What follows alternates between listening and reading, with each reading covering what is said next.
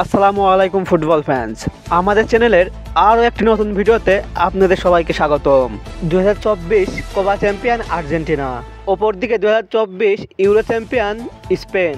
Argentina ও স্পেনের মধ্যকার বহুল প্রতীক্ষিত ফিনালেসিমার ম্যাচের সময়সূচি আবারও পরিবর্তন করা হয়েছে। ফিনালেসিমার এই ম্যাচটি 2025 সালে অনুষ্ঠিত হওয়ার কথা থাকলেও মূলত স্পেনের ব্যস্ত সূচির কারণে আয়োজন করা সম্ভব হচ্ছে না। আজকের এই ভিডিওতে আলোচনা করব আর্জেন্টিনা বনাম স্পেনের মধ্যকার ফিনালেসিমার ম্যাচটি কবে কোথায় অনুষ্ঠিত হবে এবং দুই দলের মধ্যকার হেড টু হেড পরিসংখ্যান নিয়ে। মূল ভিডিওটি শুরু করার আগে আপনি আমাদের চ্যানেল নতুন হয়ে থাকলে চ্যানেলটি সাবস্ক্রাইব করে পাশেই থাকুন।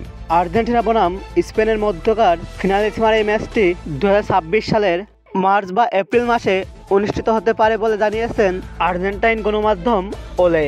বর্তমানে ফিফা র্যাঙ্কিংয়ে সবার শীর্ষে অবস্থান করছে বর্তমান চ্যাম্পিয়ন আর্জেন্টিনা।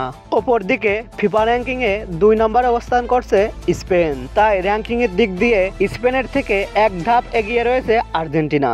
দুই দলের মধ্যে হাড্ডাহাড্ডি একটি লড়াই দেখার অপেক্ষায় ফুটবল বিশ্ব। দুই দল সব প্রতিযোগিতা মিলে একে অন্যের মুখোমুখি হয়েছে 14টি ম্যাচে। এই 14 দেখায় আর্জেন্টিনা ও স্পেন সমান 6টি করে ম্যাচ জিতেছে এবং বাকি 2টি ম্যাচ হয়েছে ড্র। তাই এই ম্যাচটির মাধ্যমে মুখোমুখি পরিসংখ্যানে এগিয়ে যাওয়ার সুযোগ রয়েছে দুই দলের সামনেই। এদিকে ম্যাচটি কোথায় অনুষ্ঠিত হবে তা নিয়ে এখনও আলোচনা চলছে। 2022 সালে ইতালির বিপক্ষে আর্জেন্টিনা ওয়েম্বলিতে ফিনালেসিমা জিতলেও এবার কনমেবল চাইছে ম্যাচটি ইউরোপের বাইরে আয়োজন করতে। যেহেতু 2026 বিশ্বকাপ অনুষ্ঠিত হবে যুক্তরাষ্ট্রে, সেহেতু বিশ্বকাপের প্রস্তুতি হিসাবে এই ম্যাচটি যুক্তরাষ্ট্রে আয়োজন করা হতে পারে।